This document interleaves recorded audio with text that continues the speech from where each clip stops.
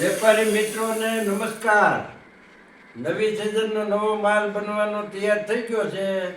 અત્યારે આપણે હાલમાં જે લેડીઝ મોજા અંગૂઠીવાળા ગરમ કટિંગ શરૂ થઈ ગયું છે. ફૂલ સાઈઝના ફરમા બનાવ્યા છે અને મસ્ત માલ બનવાનો છે.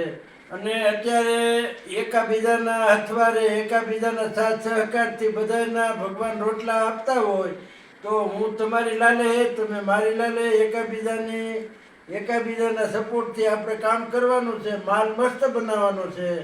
તો આજથી આ મોટા મોજાનું હું શૂટિંગ કરું છું.